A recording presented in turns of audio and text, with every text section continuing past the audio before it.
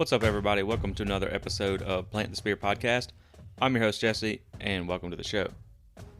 This is going to be our preview of the Florida State-Syracuse game taking place this Saturday at 8 o'clock on ACC Network. Florida State will travel to New York for their last road game of the year to take on a Syracuse team that's been reeling of late. They are currently on a 3-game losing streak. There's some questions about whether quarterback Garrett Schrader is going to be starting for them or not. And so we're going to get into it, give you all that you need to know. This is Friday at the time of this recording. I do apologize about this being late. It's been a pretty busy week. I'm trying to remodel my office a little bit. I've had some internet work done at the house, so it's just a lot of things going on. I do apologize, like I said, about this coming out so late. But we're going to get you what you need to know and get you ready for the game on Saturday. Sometimes when it's a one-man show and you're doing things kind of by yourself, it does, sometimes you just get behind schedule. I think I was trying to get some things done for the Miami game as well afterwards. That just kind of threw me off track, but hopefully we'll get back on track next week. But like I said, I can't leave you guys hanging, so we're still going to get into it. And so, yeah, let's just talk about the game. Florida State comes in at 23 in their latest college football playoff rankings. It is nice to see them get back in there. Get in there in the first place. They got back ranked in the AP poll this week, but this is their first appearance in the playoff committee poll. And hopefully you would think if, they can win against Syracuse on the road, which, Syracuse was ranked at one time. They were 6-0. I know they've struggled in the last 3 games, so, it would have been nice if they could have been around top 25 still, just so you could have got one ranked win so far. Then you get Louisiana next week and Florida after that, both at home.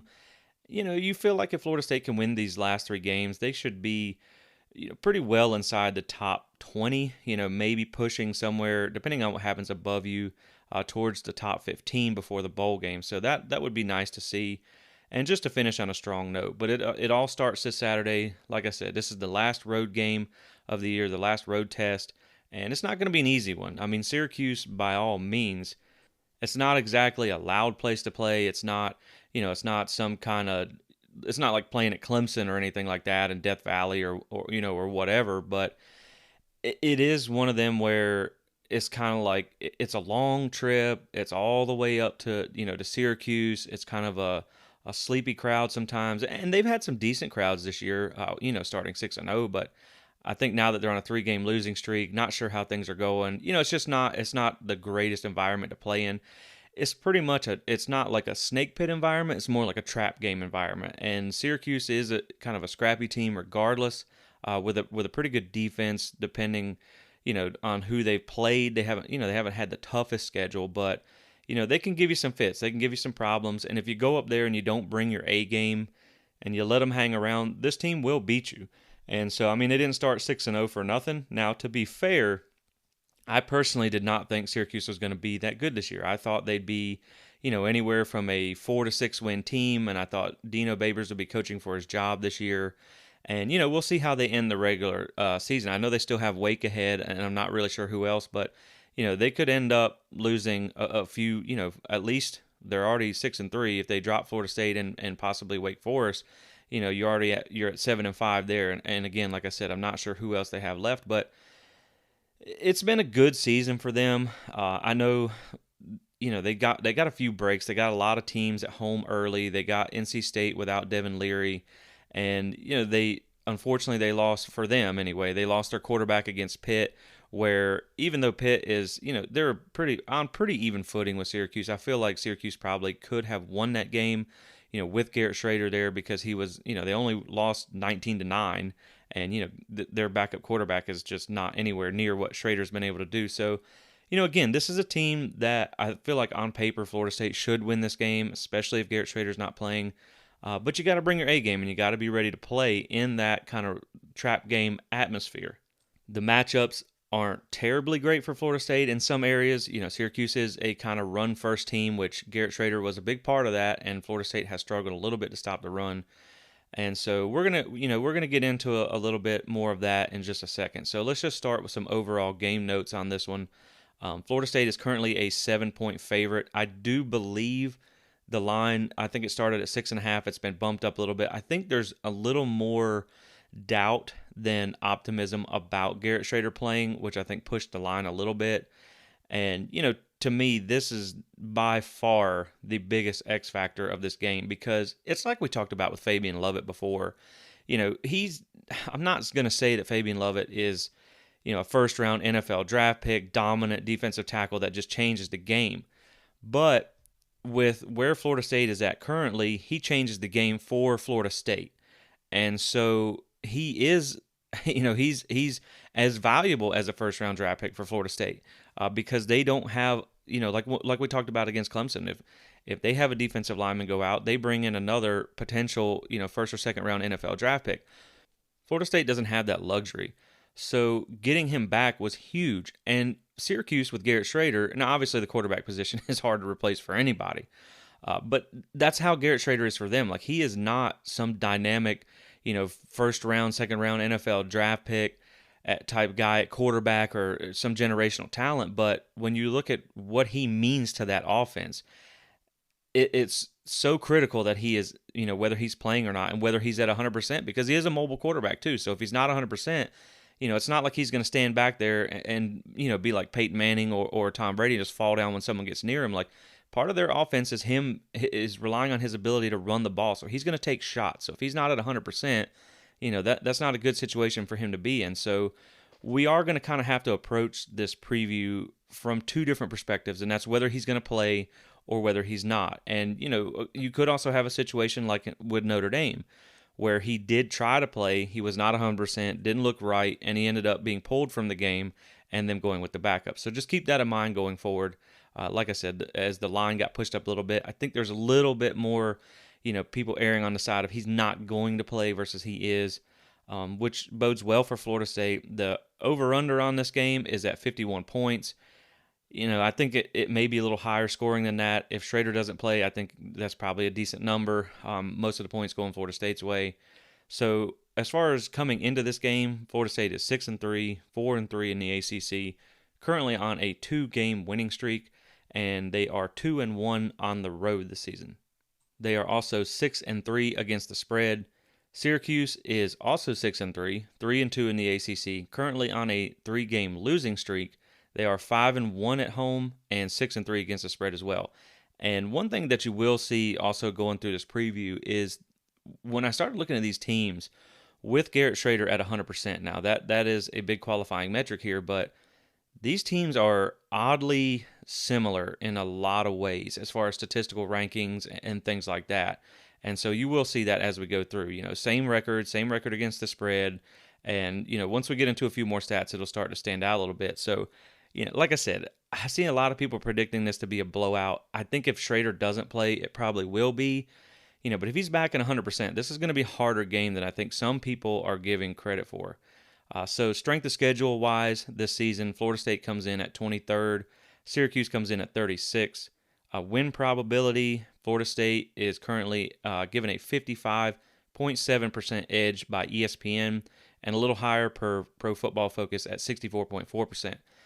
As far as PFF 70-plus graded players, of course, using a 50-snap minimum like we like to do because you can kind of influence your grade by only having a few snaps if you have really good snaps when you do play. So Florida State comes in at 15, 7 on offense, 8 on defense. Syracuse comes in at 15 as well, 6 on offense, 9 on defense. Now, they did have 10, but they just lost a cornerback to injury versus Notre Dame, and we're going to talk about that when we get to the defense. So the last meeting, we know Florida State won 33-30. It was the game that broke their 4-game losing streak last year, and just kind of it was the game that started them getting back on track. Now, you might think, well, Florida State was terrible last year, and they still beat Syracuse, but Syracuse was terrible last year. I think both teams have improved. I do think Florida State is currently the better team, and I think they are playing better at the moment. They had a little lull there in the middle of the season where they weren't playing that well, but it was against very good competition, and now they're kind of starting to get get in rhythm, get in sync, whereas Syracuse is kind of trending in the other direction. So, Florida State, like I said, they won last year, but both teams are improved. So while I do think Florida State is the better team, it was still a close game last year, and it very well could be a close game this year too, depending on how if they have Garrett Schrader or not. So Florida State is 12-2 all time against Syracuse. The last loss was in the Dome in 2018, and before that, Florida State has not lost to them since 1966. So it's not often Syracuse has gotten the best of the Noles. So next up, we're going to look at a few more advanced rankings. Again, there's some science and stuff behind all this. I just know this. These are adjusted for opponents and strength of opponent and pace of play and things like that, because in today's world, it's really not as simple as doing total offense, total defense, because a lot of times you have teams playing catch up, if they're down, or you have opponent who's not good. So it's not always as easy, which I really like context around stats too. So it's not as easy as total offense, total defense anymore. So some of the rankings here that are a little more advanced, adjusting for some of those things like pace of play and opponent adjusted. So you have the FEI rankings, which I believe his name is Femoral, something like that. Anyways, Florida State comes in at 15th. Syracuse is at 34th. S&P Plus rankings, Florida State is 27th. Syracuse is 58th. F Plus rankings, which are those combined in equal parts, Florida State comes in at 21st. Syracuse is at 45th. So Syracuse is, they're behind Florida State in each one of those rankings. And like I said, I do feel like Florida State is currently the better program with better athletes and playing better ball.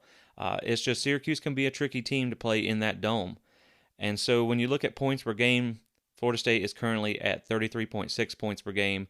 Syracuse is at 30 even, so that's not a huge differential there. This is another close stat here, points allowed per game. Florida State currently comes in at 19.8. Syracuse comes in at 18.4 points allowed per game. So that's pretty, they're pretty on par here defensive wise. They both have a solid defense here. Florida State, obviously, as you'll see coming up, they get the edge in offense. So yards per game, Florida State comes in at 483.4 yards per game on average. Syracuse down at 368.8 yards per game. Yards allowed per game, here's another close one for you. Florida State is allowing 308.4 yards per game, Syracuse 306.9. So I think this is really going to be, it's going to be a battle of which offense has the better day, because, you both have a tough defense to go against. So yards per play, Florida State is at 7.01 yards per play. Syracuse is down at 5.99, which is not a huge difference. Yards per play allowed, Florida State at 4.73. Syracuse at 4.74. So you see, there's some very similar stats here to go on. That's why I think this game might be a little bit closer than a lot of people are giving it credit for, again, depending on which quarterback plays for Syracuse. So on Twitter, I found a page that puts out some things. It's called Pick Six Preview. So shout out to them. I want to give them credit for the stat. So they put out their top Power 5 offenses as of week 10 after last week, adjusted for opponent and per play. Florida State comes in at 6th. Syracuse comes in at 38th. When you look at the same stat for top Power 5 defenses, opponent adjusted and per play, Florida State is at 17th. Syracuse is at 29th. So again, you see Florida State, they're a little better on defense, but pretty close. But the offense is really going to be the decided advantage in this game. Florida State has a better offense than Syracuse. They're a lot more balanced too. They're able to throw the ball better than Syracuse, and Florida State's on 4 games right now of rushing for over 200 yards.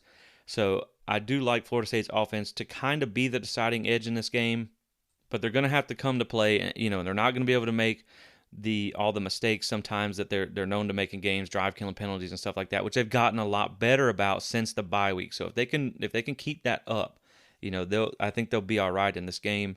So average penalties, this is finally we have a game where someone gets more penalties than Florida State. This might be a first all season, I'm pretty sure. So Syracuse is 121st in the country, averaging 8.22 penalties a game. Florida State, not much better at 106, averaging 7.33. I know Syracuse did have, I think it was 18 penalties or something like that in one of their games. So yeah, at least you're going to have a team that's heavily penalized, which Florida State, like I said, they have been better about that since the bye week. But it will be nice to see a flag go against somebody else. Syracuse does get the edge in turnover margin. They are +7, which is 18th in the country, and Florida State is currently +1, which is 61st in the country. Now we know Florida State has not been a team that's been great at creating turnovers, but they've had a few in the last few games, and so maybe they can get some things rolling here. Syracuse is probably not going to throw the ball a lot, so I'm not sure how many chances of interceptions they're going to have. But maybe they can put the ball on the ground a few times. I think it's more important in this game for Florida State to protect the ball than worrying about forcing a turnover more than anything. So next we'll go through Syracuse's schedule and opponents and kind of talk about who they played and how they performed in those games. So game 1 was a pretty shocking win for Syracuse, especially if you were one of the ones like myself, to be perfectly honest, who thought Syracuse was not going to be that great this year. Now, to be fair, I thought Louisville was going to be about a 7-win team this year. So I guess it wasn't extremely shocking, but Syracuse beating them 31-7 was like, whoa, what? We might need to pay attention to Syracuse this year. And that was the case through the first 6 weeks of the season. So in that game, like I said, they won 31-7 at home against Louisville, who is currently 6-3. And they put up 449 yards in that game, 241 pass, which if you saw Garrett Schrader play last year, that's an insane amount of passing yards for him. I'm pretty sure, not to be exact, but I'm pretty sure when I did the preseason preview on him, I think he had 4 games with under 100 yards passing last year. So for him to throw for 241 is pretty impressive. They held Louisville to 334 yards, outgained them by over 100 yards there. And they had 18 penalties in that game. Louisville had 3 turnovers, which obviously didn't help their chances. So that was a really good win, kind of a statement win for Syracuse coming out the season. Game 2, they played UConn, who is much improved this year over years past. They're still not a good team.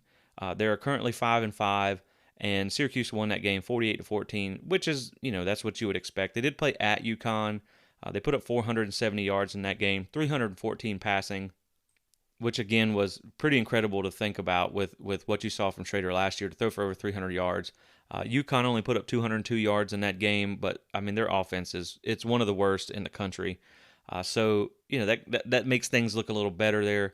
And game 3, when you look at who they played, it was Purdue, and it was a very close win at home, 32-29. I want to say that was a game that I don't think it was a Hail Mary, but it was kind of like a deep pass at the last second to win the game for Syracuse. But Purdue's 5-4. They're not a good team, but Purdue they're known to knock off some some teams in the Big Ten at times. So it was a good win for them. Still, to me, beating Purdue is that's akin to beating kind of a middle tier ACC team. Florida State's kind of really play. When you look at it, like Boston College is probably worse than Purdue. Georgia Tech's probably worse than Purdue. Miami would probably lose to Purdue too. So, you really haven't had a whole lot of those middle tier games. But, it's not a bad win for Syracuse. They did get held to only 306 yards in that game, 181 passing, and 125 on the ground. So Purdue in that game now, this is something that I did want to point out. Syracuse this season has not faced many good offenses. They have not faced any inside the top 40 this entire season, and only 2 inside the top 50. So when you look at Purdue, they are the best offense that Syracuse has faced this season, and they have the 16th best passing offense, which, when you look at the other opponents, that is the only passing offense inside the top 70. So there has not even been anybody remotely close to passing like Purdue can. Which again, it's Purdue, so I don't know how done. I mean, they have a really good pass game. They have a good quarterback and they have a couple dynamic receivers. But when you look at that, they put up 424 yards passing against Syracuse. So the one time Syracuse had to play a passing offense with a pulse, they gave up over 400 yards passing. Now, Florida State comes in at 33rd on passing, which isn't quite as high as Purdue, but is sure inside the top 70. So I like for Florida State, Florida State almost threw for 400 yards in one game, but I don't, that's not their game. They're probably not going to throw for 400, but you obviously feel good about them being able to use the pass game if, say, Syracuse is to load the box to stop the run, or whatever. If you have to throw open the run game, I do like Florida State to be able to move the ball through the air here. And that's also considering, again, they lost one of their top corners last game, which they would have had for Purdue. So in that game, 25 offensive points by Syracuse because they did have a defensive touchdown, 13 penalties by Purdue in that one. And so, like I said, Syracuse, they have not had a great offensive season, but they've been able to do enough. And when you look at Game 4, they played Virginia, who is currently 3-6. They won 22-20 in overtime. Virginia's not a bad defense, but they have a terrible offense. So the good thing, you see here in my mind, and sometimes it's hard to compare non-direct opponents like you have Clemson here, who's a direct opponent, NC State, who both teams played. But when you look at Virginia, who Florida State did not play, but you see how close Georgia Tech was. You see how close Miami was with Virginia. And then you saw Florida State just absolutely dominate both of those teams. And now you have Syracuse in a 22-20 overtime win at home against Virginia. Little things like that make you feel a little more confident about this game. So in that game, Syracuse did put up 352 yards. They held UVA under 300, but again, UVA's offense is pretty bad. So 12 penalties by both teams, 6 total turnovers, 4 by Syracuse, 2 by UVA. Just a sloppy game all around, but they did enough to win, and that's what counts. So Game 5 was against Wagner. There's no point in even talking about this game. Wagner is a 1-8 FCS team. They lost Syracuse won, 59-0 in that game. They put up 631 yards, and I just felt like I had to mention this. Wagner was held to 50 yards in total yards. Like, that is unbelievable almost. So I do say that to mention, when you look at some of their stats, I mean, you're going to get an obvious bump by holding a team to 50 yards. But if it's a 1-8 FCS team, I mean, what did you really do? So, when you see like Syracuse having a high-ranked defense and things like that, just keep in mind one of those games was a 50-yard outing, which they get credit for. I mean, you smothered a bad team, but again, this team, just for reference, Wagner lost to Rutgers 66-7. So yeah, just take that with a grain of salt. But the next game, Game 6, was a good win for them with another asterisk. So it was NC State, who's currently 7-2, and Syracuse did win the game 24-9. They got them at home, and they got them without Devin Leary. That's like a double positive for Syracuse here. Not only did you not have to go play in Carter Finley and Raleigh, and you didn't have to play them with their starting quarterback. They hadn't figured out who MJ Morris was, who has just kind of really taken over that offense in the last few games and led them to beat Wake Forest and things like that. So he only had one pass attempt in that whole game. NC State only had 255 yards. That's where they had the guy who played against Florida State who they wouldn't even let throw a pass. So their offense was just struggling in that game. Now, they did put up 389 yards and 24 points. So, again, they get credit for that win. They get credit for putting up 24 points on that defense, which is something Florida State did not do. And if they would have won the game. So, they do get credit for that. But, again, how much does it affect the fact that they didn't have Devin Leary at all in that game? So, moving on to the next game, Game 7 against Clemson. They lost 27-21 in that game. They were held under 300 yards, 291 yards. Clemson put up 450 total yards, 293 on the ground, almost 300 yards rushing. So that's something to definitely note because of the way Florida State has been able to run the ball. Syracuse only scored 14 offensive points in that game. They had a scoop and score. Clemson had 4 turnovers in that game, which included one scoop and score by Syracuse, where Clemson fumbled in the red zone, and they got like a 90-yard return for a touchdown in that game. So they only scored 14 offensive points. So you feel, that's a common opponent, and, Florida State was able to put up 28 points in that game against Clemson. So, you feel good about that. What they were able to do against that defense. Now, of course, Clemson came to Tallahassee and they went to Death Valley, which is a much harder place to play than getting Clemson on the road. So there is that, and I know in that game ACC refs did ACC ref things. It wasn't a terrible loss for them, but I think it was kind of I don't think they had a chance to beat Clemson, but Clemson has been struggling, and so they kept it close, which was good to see. For Clemson's side, I mean, to me, I always want to see Clemson fall off one way or the other. But So they did lose that game, but only by 6, which was the same exact of what Florida State lost by. So again, these teams are, they're just close in a lot of aspects when Syracuse is healthy. And so game 8, this is where we start to see a little bit of a different story here. This is where you had Schrader play in, I think there was first 2 quarters and then was taken out. So game 8, they lost to Notre Dame, who is currently 6-3, and of course just beat Clemson. And they lost 41-24. Notre Dame did have a pick 6, so they only gave up 34 offensive points in that game, which is still, that's 34 offensive points. I feel like if Florida State gets 34 points, they beat Syracuse in this game. That's my opinion. Syracuse was held under 300 yards for now a second game at 286 yards, and Notre Dame put up 362, which Notre Dame's offense is pretty bad, 81st in the country, 115th in passing offense. So for them to put up 362 yards, that was doing something for them. And that was a game where, like we said, Schrader exited and the backup came in, and it was just not a great outing for him. Game 9, this was by far their worst game of the season. That was a loss at Pitt, which was last week. Pitt is 5-4, kind of been up and down this season. You expected a lot more from them than they've shown. They lost that game 19-9. Did not score an offensive touchdown in the entire game. Schrader did not play at all in that game, and Syracuse only put up 145 yards in that game. So just an absolute terrible offensive performance out of them. And you can just see, you can really see where without Garrett Schrader, how things just kind of fall off a cliff for them. So now you have 3 straight games where they've been held under 300 yards, and Pitt in that game put up 337 yards. Pitt's not exactly a great offense, 65th in the country, and Florida State's offense comes in at 15th. So it's going to be by far the best offense that Syracuse has had to face this season. So speaking of offense, we'll just transition right into the offensive preview for Syracuse. So currently they're averaging around 68.3 plays per game. Now against Pitt, that number dropped off with the backup. I think they only ran like 48 scrimmage plays there. The run game, they run at 43.3% of the time and pass 56.6% of the time.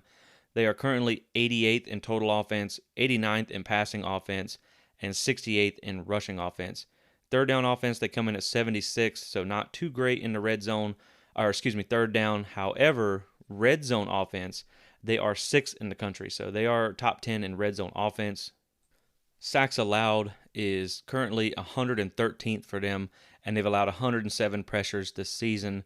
Tackles for loss allowed, they are 81st in the country, and it's really been kind of a bad last 3 weeks for them as far as what their offensive line has been able to do, especially with the backup. Because, again, one thing that you have to keep in mind with this offense is it is run heavy, and Sean Tucker, coming into the season, he looked like he was their guy. Like that was the one guy that they were going to have to rely on this season. Now, Garrett Schrader, what they were able to do with him, I do believe they hired the Virginia offensive coordinator who, Virginia had a really good offense last year, and they have fallen off a cliff this season. Now, Syracuse didn't have a great offense last season, and they have seen a drastic uptick in what they have done through the pass game. And it really has been very impressive to see what they've done with Garrett Schrader at quarterback, because he was one of the worst quarterbacks statistically in the ACC last year, and he's having a much better season. But when you take that away, because he does have a legit run threat from the quarterback position, he allows Sean Tucker to do some more things. And so once you take away that little bit of pass threat that they do have, and once you take away the added run threat, then you're basically putting the game in Sean Tucker's hands. And it's not worked out well for them.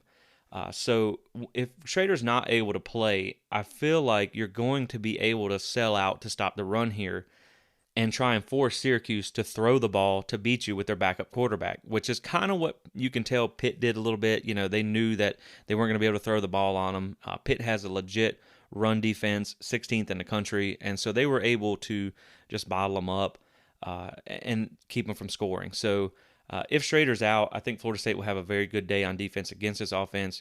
If you can just stop the run, then I feel like you're probably good to go. I don't think that they'll be able to throw the ball on you a whole lot, even though they do have a big wide receiver, which we're going to talk about in just 1 second. So hypothetically, if Schrader does play, we'll just talk about him for a second. He currently has a 67% completion percentage, 77.2 adjusted completion percentage, which accounts for drops and throwaways. 1,643 yards, 14 touchdowns, 5 interceptions, big time throw rate of 5.3%, which is pretty good, a turnover worthy play rate of 4.3%, which is pretty high, and a PFF grade of 88.8, which is that's a good grade. I mean, that's pretty highly rated. I think Jordan Travis is just over 90. So he's turned into a pretty decent quarterback for them.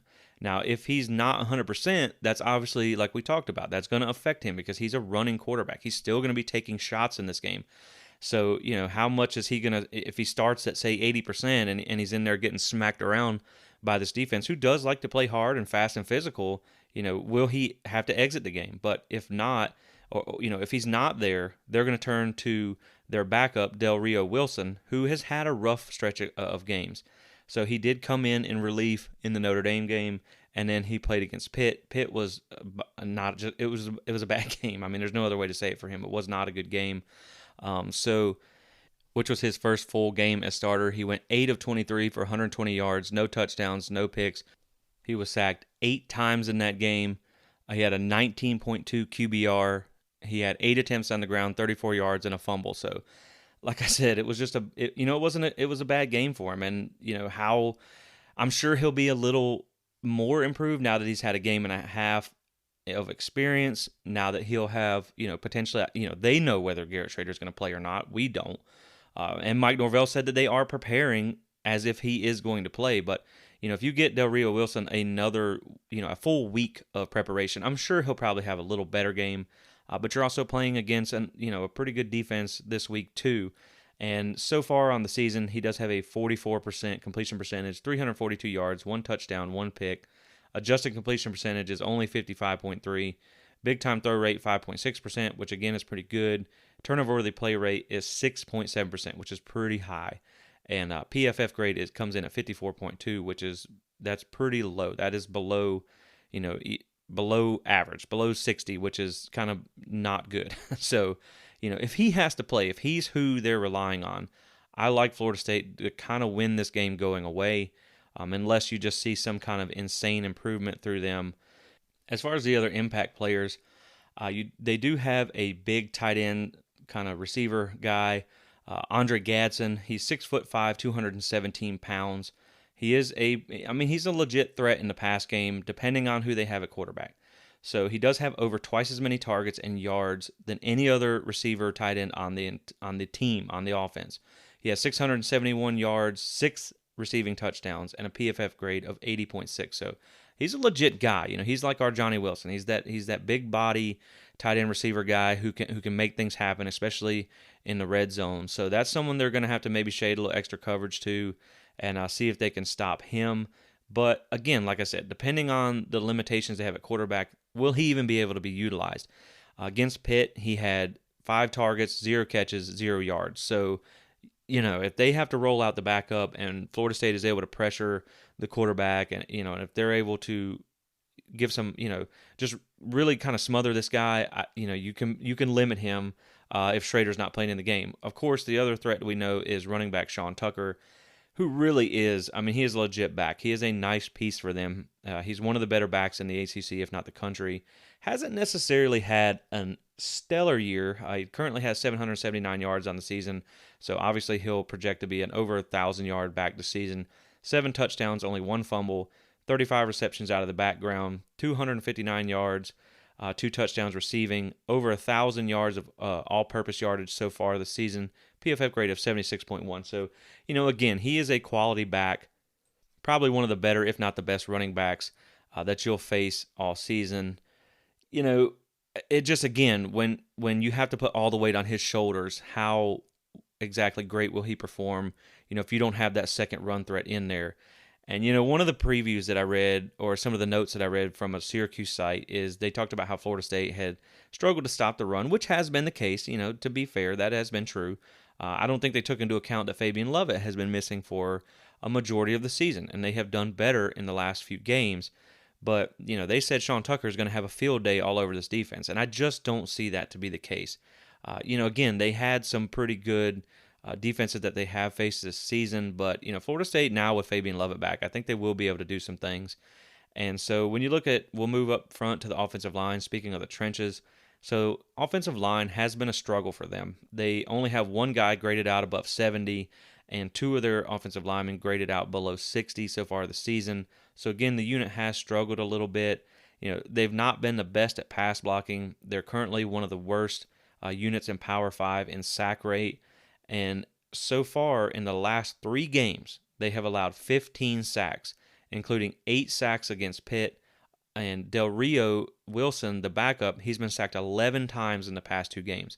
So, you give me a healthy Jared Verse. You give me a line with Fabian Lovett back and Robert Cooper. And, you got guys like Patrick Payton now, who has been developed as, he started as a depth player. And because of injury, now he's turned into a really nice player for you.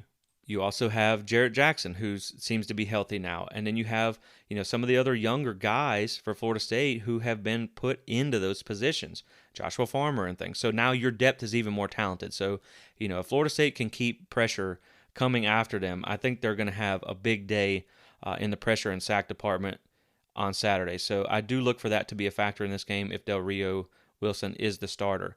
And so flipping over to defense for Syracuse, this is obviously their strength. This is what has kind of carried them so far this season.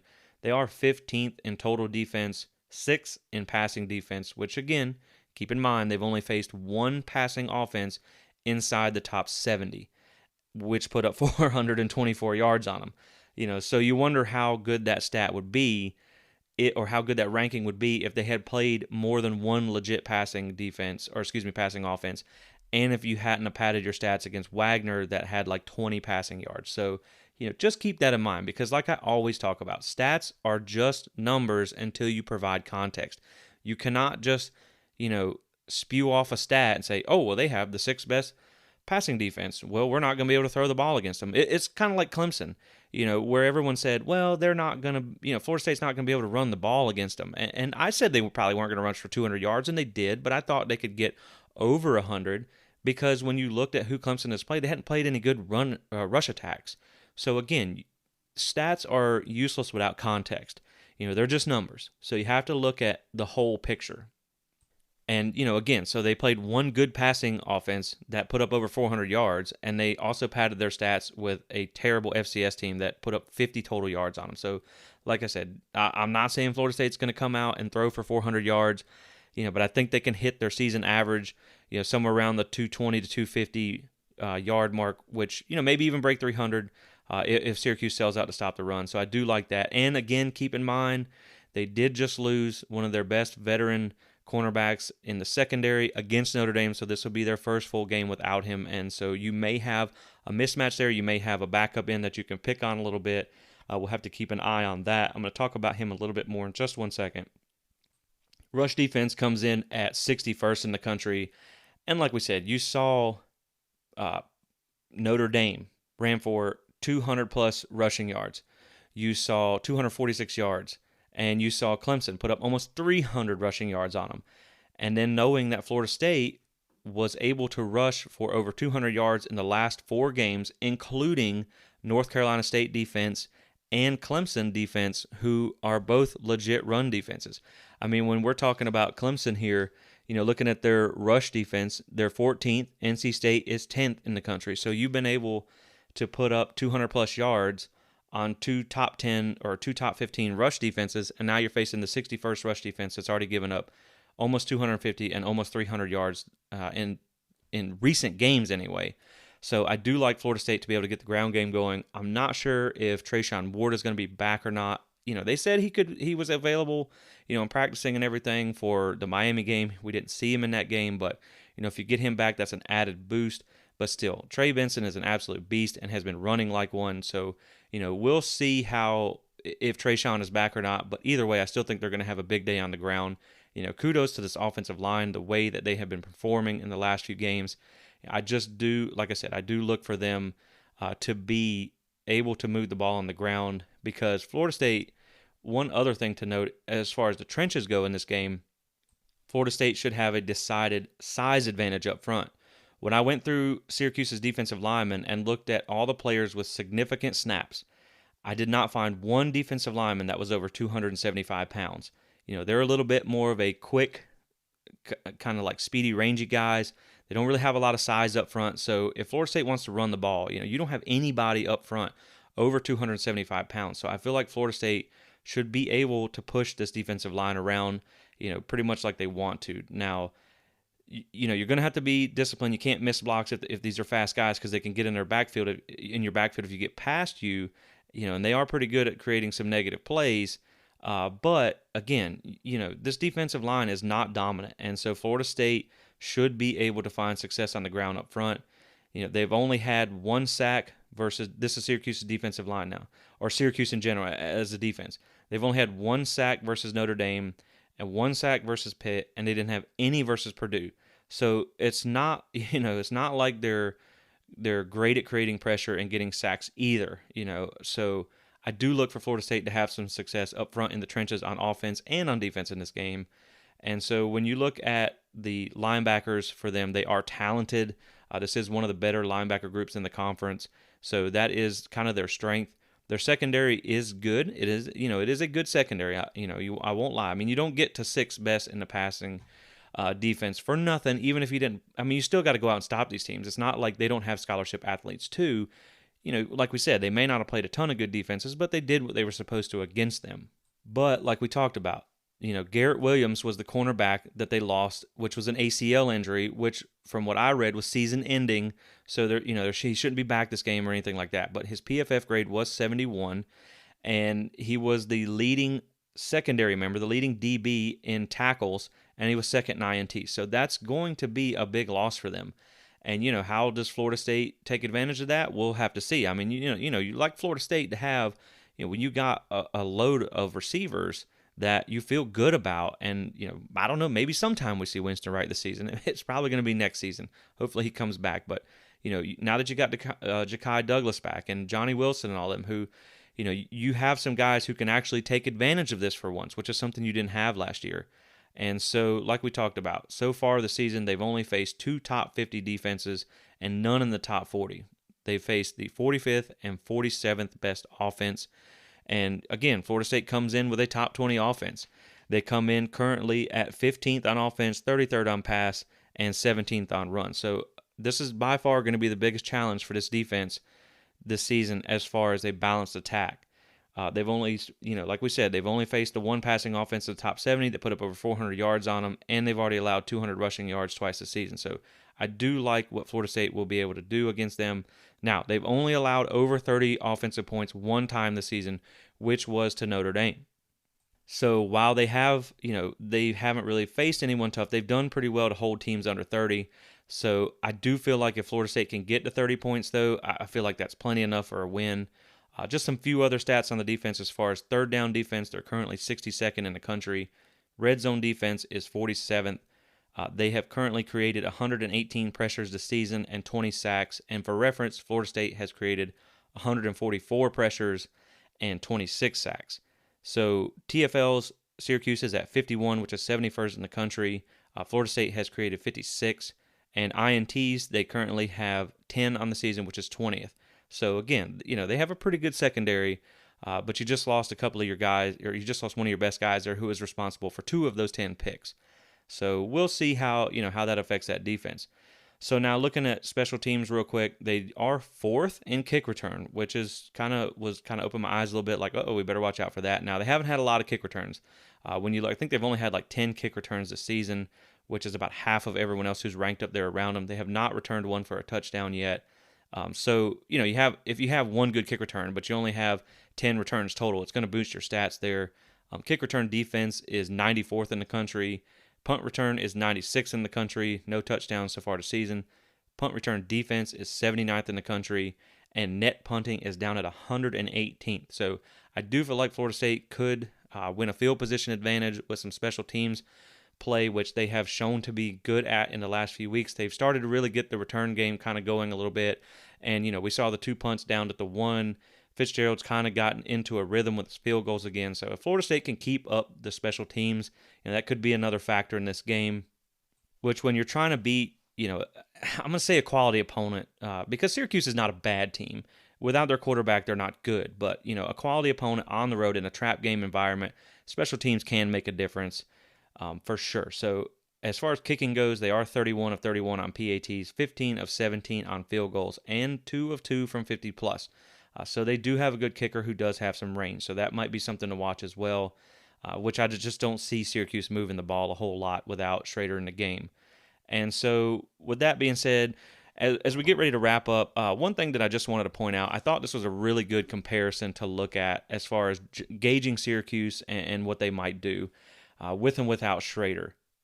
So in their last 3 games, I felt like this was a good subset to compare to. So you had Clemson, Notre Dame, and Pitt. Now, like we said before, FSU's strength of schedule is 23rd. Cuse is at 36. So Clemson is at 26. Notre Dame is at 16th. And Pitt is at 48. So those are all in the same neighborhood. Total defenses. So Florida State is currently at 17th. And Clemson is at 28th. Notre Dame is at 27th. And Pitt is at 26th, which I thought was really weird when I went to do this. I was like, wow, really?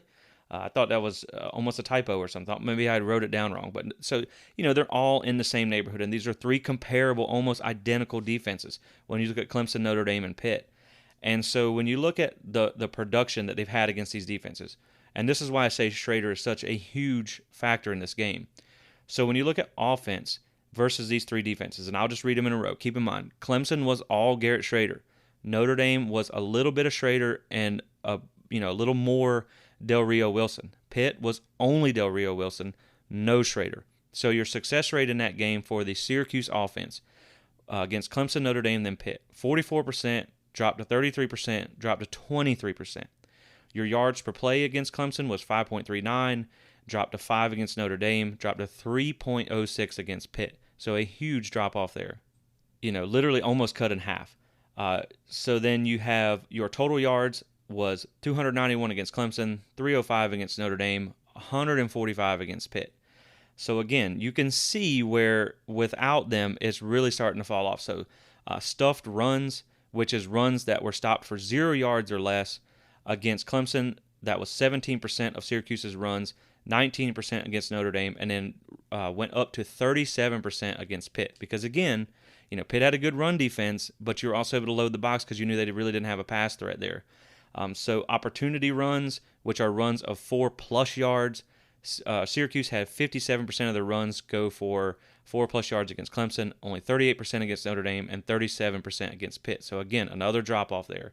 And so, like I said, you can just see where without Schrader in the game, how that offense is able to fall down. And another thing to note too was Sean Tucker against Clemson had 54 yards, against Notre Dame had 60 yards, and against Pitt only had 19 yards. So you can see how you can find some success there. And what you'll be able to do if Garrett Schrader does not play in this game. I think Florida State will be able to shut them down pretty well on offense. If he does play, it's going to be a closer game, but I still think Florida State will come out on top. He hasn't played in a game and a half now. You don't know how healthy he will be if he plays. And just for reference, because Clemson was a recent common opponent, just for the sake of talking about it, success rate against Clemson for Florida State was 51% compared to 44% by Syracuse. Yards per play for Florida State against Clemson's defense was 6.05 yards per play. Syracuse was at 5.39. Florida State allowed 5.15 yards per play. Clemson allowed 5.39. And then total yardage, Syracuse put up 291. Florida State put up 460.